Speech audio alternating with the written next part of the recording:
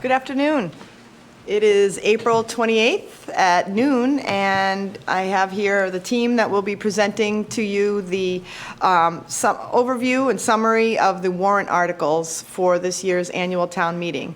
For those residents watching at home, annual town meeting is scheduled for May 12th, and it's always held at 7 p.m. in the Foxborough High School auditorium.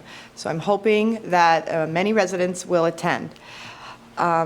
So to start off, we do have 30 articles on this warrant, and we would highly recommend that you take a look at the AdCom's recommendations. Those are found on the town's website and provide a decent summary of all the articles coming before you this year.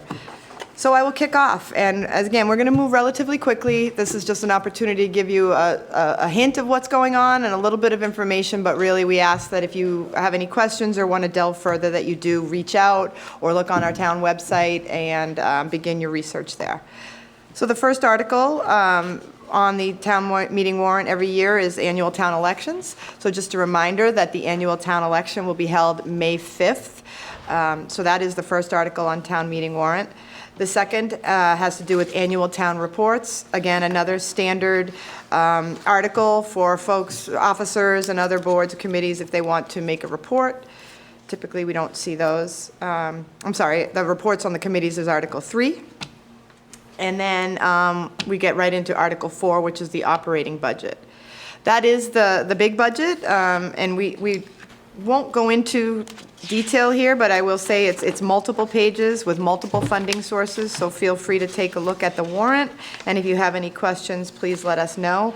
But this is the funding of all things related to the town, both general fund and sewer water enterprise funds. So that is Article 4. Article 5, we are looking at the capital improvement budget, and we do have some extensive proposals for the use of the capital budget. So we will be looking at items such as strategic plan funding and some funding for the schools, highways, library, water, and sewer. Again, I don't want to get into too many detail on this right now, but please do take a look into this, as we do have a very thorough CIP plan, and our meetings are always held on cable, so you can watch those and get the background on what CIP is up to. Again, it's there in the warrant. Contains Schedule A, which does outline all the all the requests and grants of the CIP. Article 6 is a revolving account bylaw amendment, and I'm going to pass this over to Marie for her overview of Article 6. So Article 6 will amend our bylaw to essentially add 3 new revolving funds.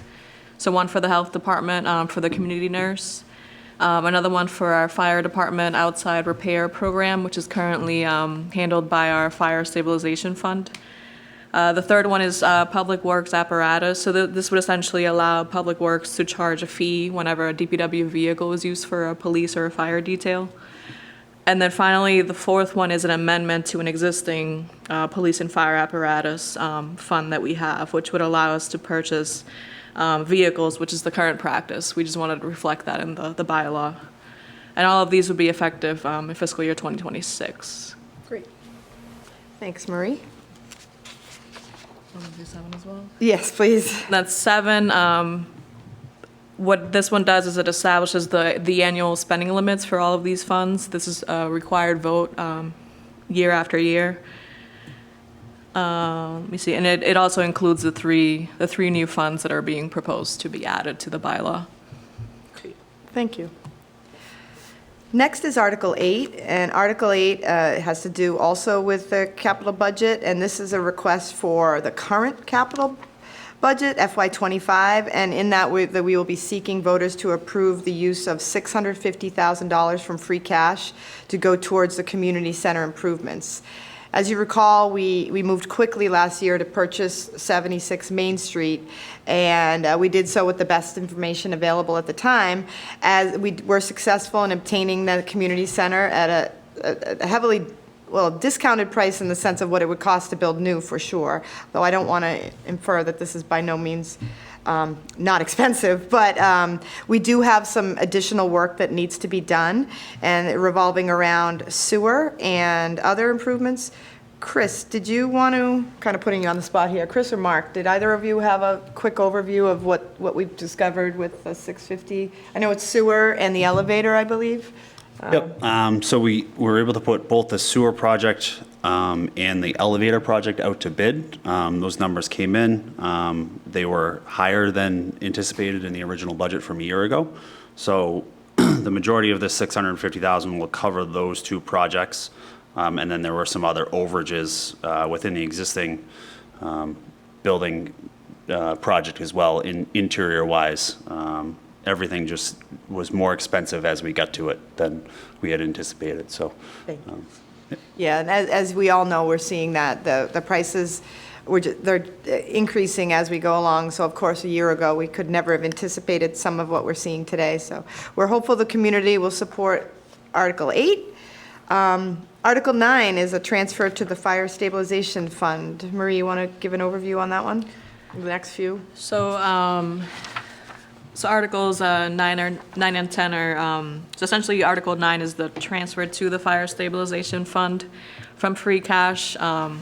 So prior to the establishment of the revolving fund, we need to continue with the current process, which is to, as the fire department collects funds for these repairs, they deposit the money into the general fund, and then at a subsequent town meeting, we're required, or we need to transfer that money from the general fund into the Fire Stabilization Fund. And then Article 10 is to transfer that money out of that fund and into the fire budget. So we will be transferring $200,000 to the Fire Stabilization Fund and then immediately transferring out that $200,000 to the fire budget. So it'll be $150,000 for parts and materials and $50,000 for the mechanic. Because we will have a revolving fund in FY26, if the town does have a special town meeting, or whether we do or not, at a subsequent town meeting, we'll need to close out the Fire Stabilization Fund. So you'll more than likely see one final transfer out of this fund and into the fire budget to close that out.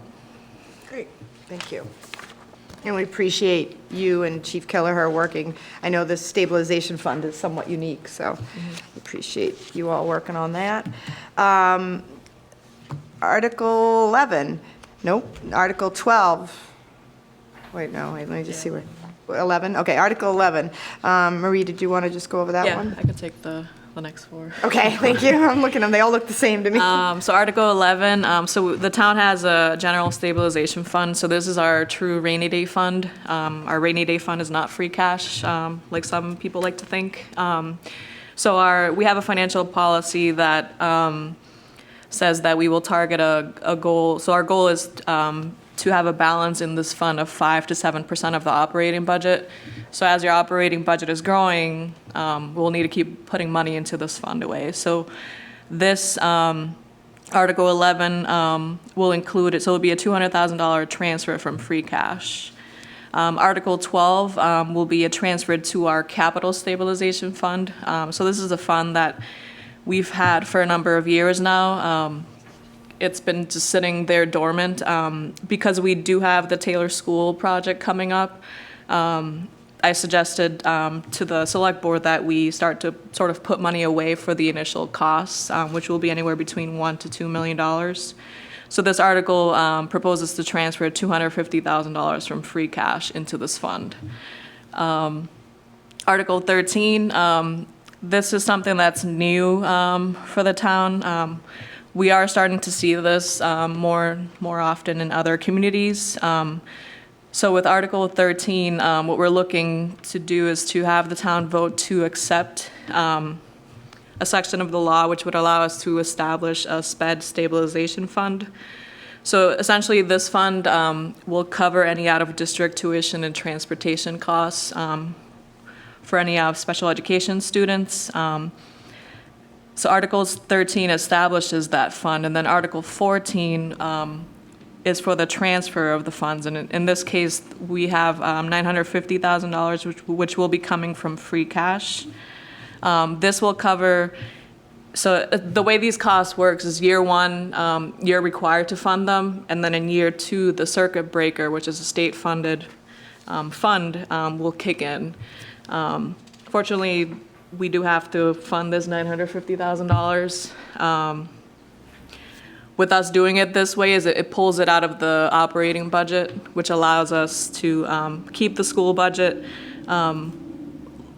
lower than where it really is. But we're fortunate enough to have the free cash to be able to fund these costs. Fortunately, like I said, we're required to fund year one, and then the state will kick in.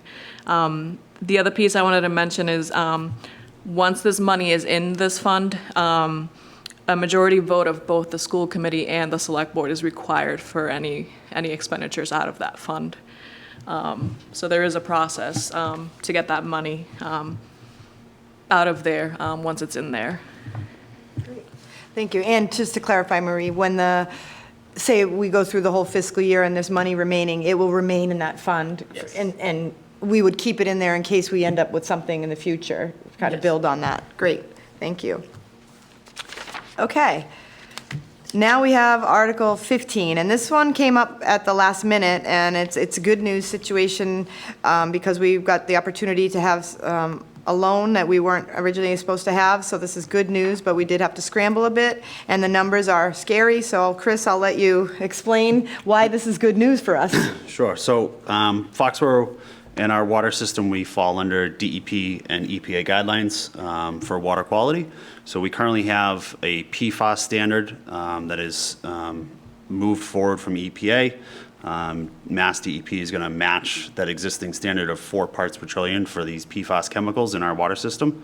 We're currently building our first PFAS treatment plant, utilizing the state revolving fund that we were able to borrow up to $14 million. The project is closer to $10 million, so we'll probably end up borrowing just the $10 million that we need for the first project.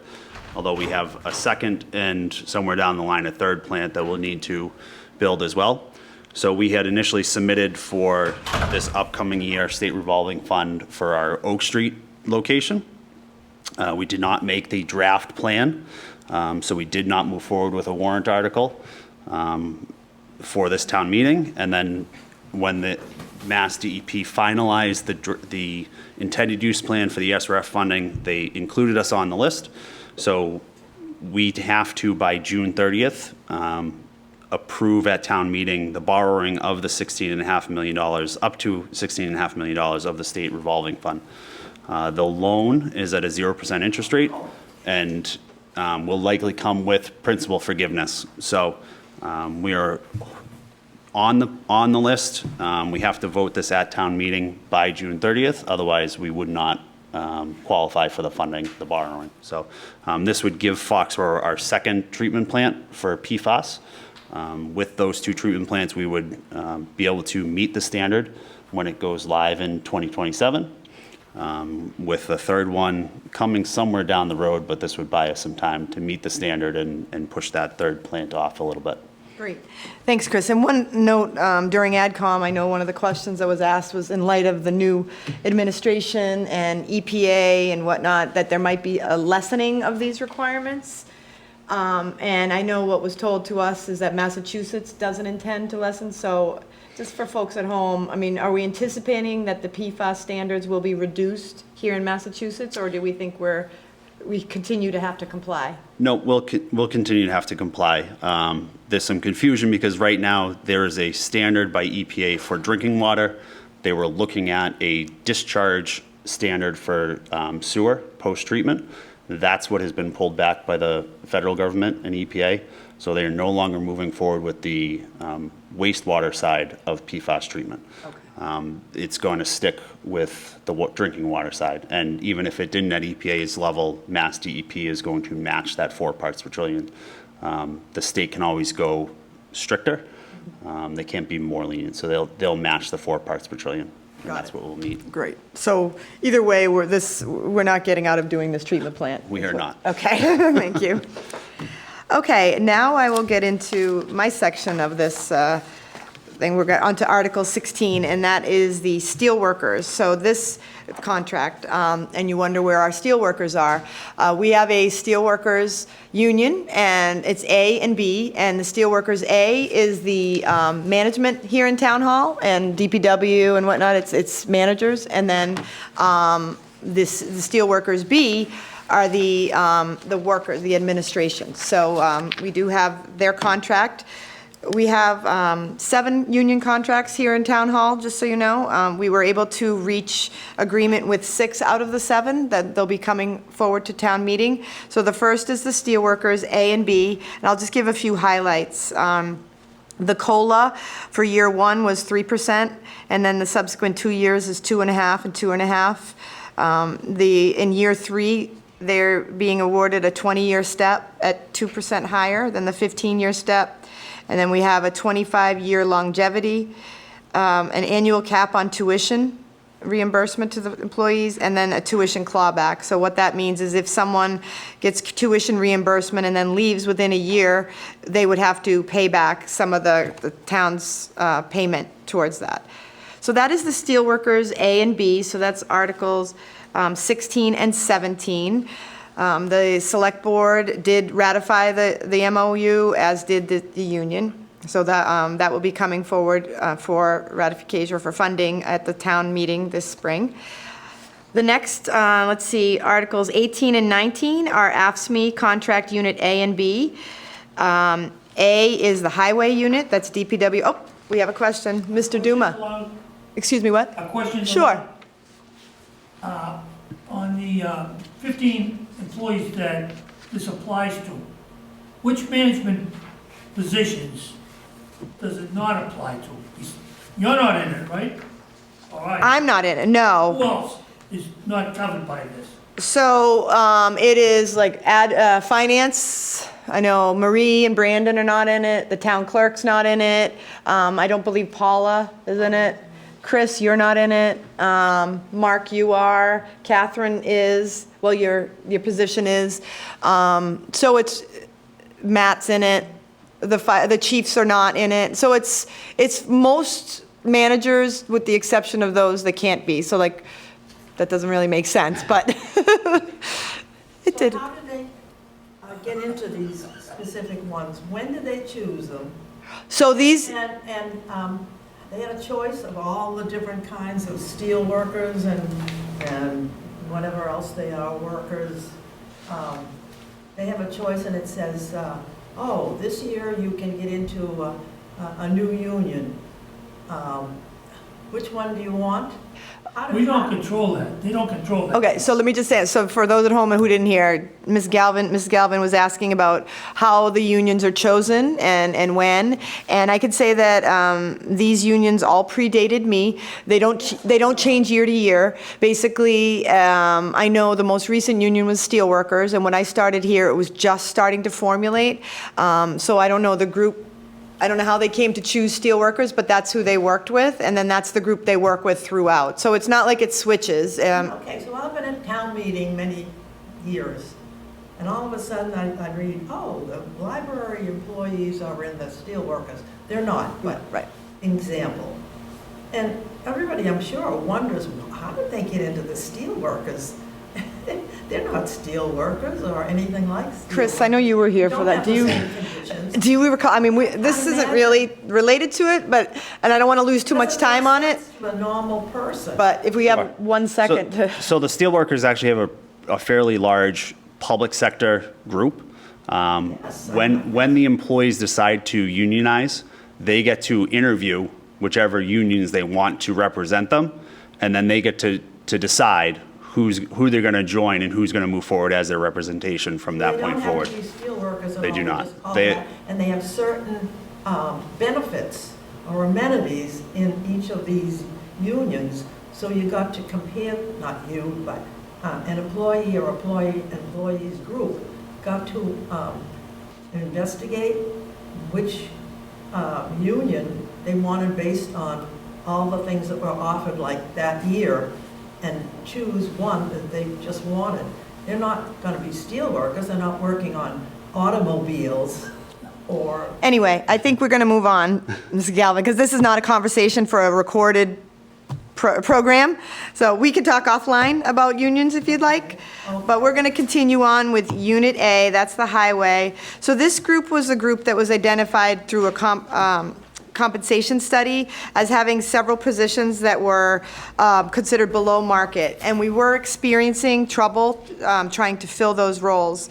So we worked with the select board prior to negotiations and tried to achieve, we weren't able to fully achieve, but tried to get as close to 60% market rate for these certain positions, which are laborers, heavy equipment operators, and mechanics. So because of that, the COLA for those groups that we were adjusting is 0%. But based on the results of the wage study, these positions mentioned will drop 2 steps, shift 2 steps, add 2 steps, and then they'll get 1 step if available. I realize this is very confusing. Trust us, we went through it a lot. You're more than welcome to come to Town Hall and look at this information. But basically, we were trying to keep up with the market. We are having trouble attracting folks to come work here in these positions. They also, as consistent across the board, there's a 3-year, in year 3, there'll be a 20-year step at 2% higher than the 15-year step. We increased some certifications for the mechanics. We updated some stipends for the CDL Class A and welding. And then we're providing a $25 a year step increase in year 1. I mean, a longevity increase, sorry, in year 1.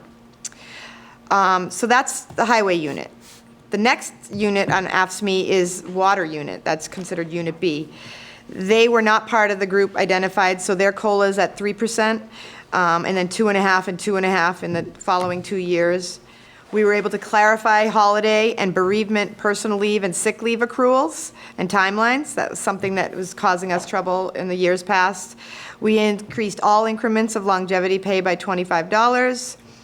We provided for modified hours, including a summer schedule, subject to DPW approval. That doesn't mean fewer hours, it just means how the hours are allocated. We changed some finances on the clothing allowance and the shoe reimbursement, providing leasing options, and then we expanded stipends for asbestos certification due to additional training and exposure, and CDL Class A holders. And then lastly, we also did the 20-year step in year 3. So that is those 2 articles. Then we're on to the library contract, which is Article 20. The highlights on that one would be that it's, again, 3% COLA, then 2.5, 2.5. Also a 20-year step in year 3. We moved the library assistant technical services position from the library assistant classification to the senior library assistant classification based on an updated job description. We added definition of a floating holiday and clarified how steps would be assigned upon promotion. As with others, we increased all increments of longevity pay by $25. We clarified that part-time employees hired on or after July 1st will not be eligible for vacation time. We clarified that part-time employees are eligible for prorated sick days, and there's offering an advanced study program with a stipend for an MLS master's degree. And then we were limiting the ability to earn comp time for Sunday hours. So that is Article 20. And then the last union we have to discuss is the fire contract. That is Article 22. We were unable to reach agreement with the police, which is Article 21. We are continuing to negotiate with them, but we will not have anything for this town meeting. So the fire union, this agreement was unanimously ratified by the fire union. It was a 2.5% steps across the board for 3 years, added a day lieutenant step, a 20-year step, clarified that while firefighters are on sick leave, they can't engage in outside employment, amended minimum detail pay, increased clothing and cleaning allowance, slight increases to educational and paramedic stipends. We eliminated the fire prevention officer stipend, and we slightly amended the promotional process. So that is it for all the unions. Obviously, all that information is available upon request. So we are moving now on to Article 23, and for that, I'm going to pass it over to Catherine to give us the highlights of that article. This article addresses the floodplain overlay district. This is an overlay that affects properties that are within the nationally defined floodplain areas. FEMA recently updated their maps, and that led to a number of changes at the federal level that we had to incorporate, referencing new maps and categories, as well as some DCR and local changes that we worked hand in hand with the state to enact, just to clarify a couple of very minor things. But for the most part, this is just to reference new maps through FEMA and to continue to protect any residents that rely on the National Flood Insurance Program. Great, thank you. Yeah, and just to clarify, if we don't pass this bylaw amendment, then residents in town wouldn't be eligible for flood insurance. So they kind of are telling us what to do at this point. Article 24 is regarding a sewer map amendment. Chris, did you want to go over that? Sure. So this has become a standard article really for the last decade.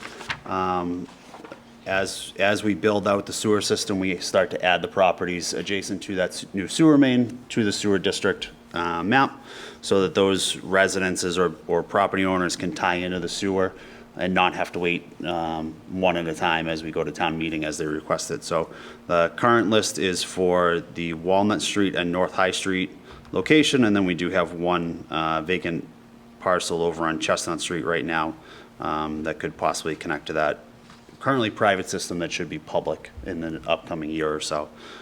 So these addresses are listed on Walnut Street and North High Street. After this is approved, we'll be able to tie into that sewer system that the town has just installed using grant funding. Is it mandatory that they tie in? It is not. Okay, It just, it allows them to without having to wait for another town meeting. great, great, thank you. So they go, excuse me, another question. Yes.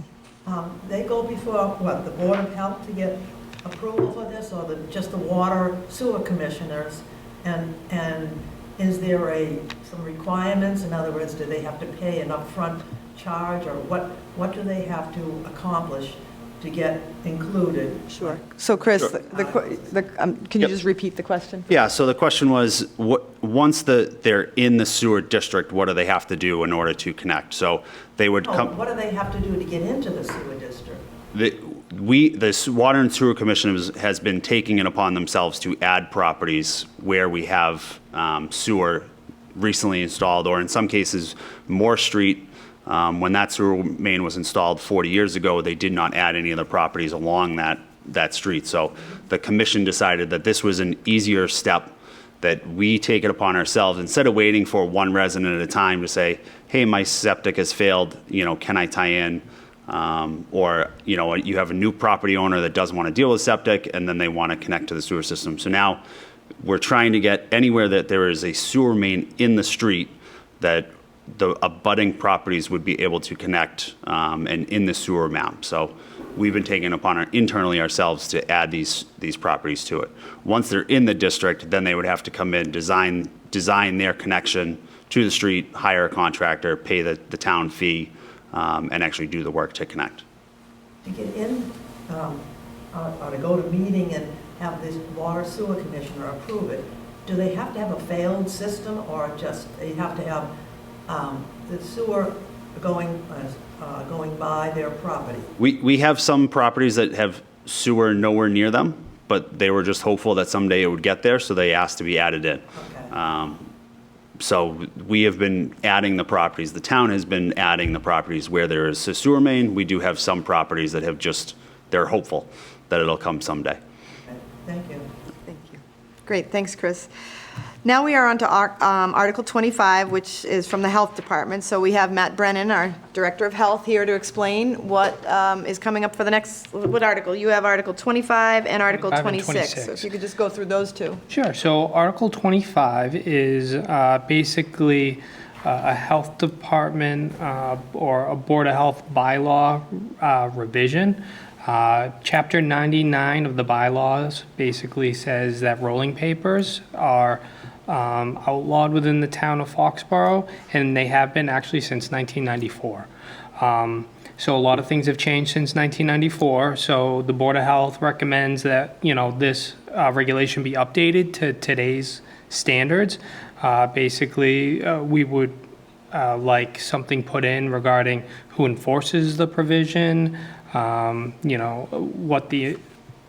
which would be ultimately under the Board of Health. Also, we would like to add a definition of what a rolling paper is. Again, today there's wraps, hemp wraps, papers, tubes, cones. What exactly is it? So basically, this takes Chapter 99, makes some revisions, and to today's standards. This has always been on the books since 1994, so we just kind of wanted to update it a little bit. So that's Article 25. Article 26 is a general administration enforcement and appeal provision. That's basically, it's a way for us to fine correctly and pursuant to the law. So basically, Chapter 21D allows towns to fine. However, it has to be in the bylaw appropriately and correctly. So this is our attempt to put everything in the town bylaw. So, you know, we wouldn't have to go to court, and it's a way for us to be able to do things easier and not as much enforcement paperwork behind it using these provisions. It's also been looked at by the Board of Health, and all the numbers that you've seen there were recommended by the Board of Health as the fine amounts. Also, one thing this does too is one thing that we rely on now is reinspection fees. Some establishments and individuals don't tend to pay if it's a reinspection fee. But if it was in the bylaw and if it was a fine, then the town would be able to put it on, you know, the taxes, or we'd be able to follow up in a better way to actually receive the funds. So that is Article 26. Great, thank you. Article 27 and Article 28 are citizens' petitions. I don't want to, the citizen isn't here, and I don't want to speak to it, but I will just give the subject matter of it. It's Article 27 is to see if the town will vote to raise and appropriate and/or transfer from available funds a sum to be used for the redesign and engineering of, number one, the intersection of South Street and Route 106, which is Cedar and Green, and number two, a corridor of about 1/3 a mile on Commercial Street, AKA Route 140, starting at the intersection with Central Street until Hershey Pond, the area near the Ocean State Job Lot Plaza. So that's the subject of Article 27. And then I believe the AdCom's review will discuss a little bit about that, because I know Chris provided the AdCom with some updates that to be sure that some of these are already in play, but again, I don't want to get too deep in it because we don't have Mr. Mahoney here. Next is Article 28, and that is to see if the town will vote to raise and appropriate and/or transfer for available funds a sum to be used for a sidewalk along Maple Ave, identified as project number 2 in the town's 2019 Complete Streets Prioritization Plan. Again, I know there's been some conversation with Chris, and this might already be in the queue. We'll let this be addressed at town meeting at that time.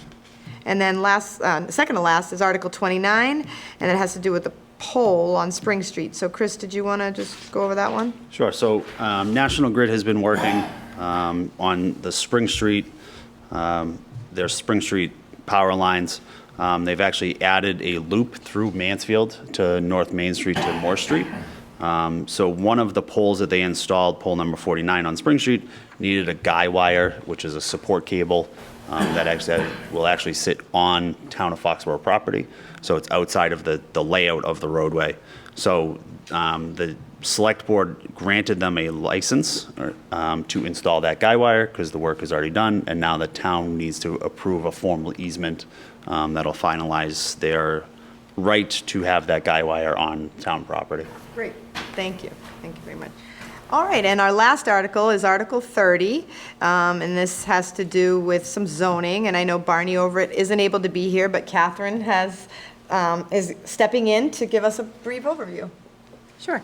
Mr. Overett spoke pretty extensively with staff about the proposed changes. These are kind of housekeeping items. He did find some discrepancies, inconsistencies, and items that needed to be clarified in the zoning ordinances.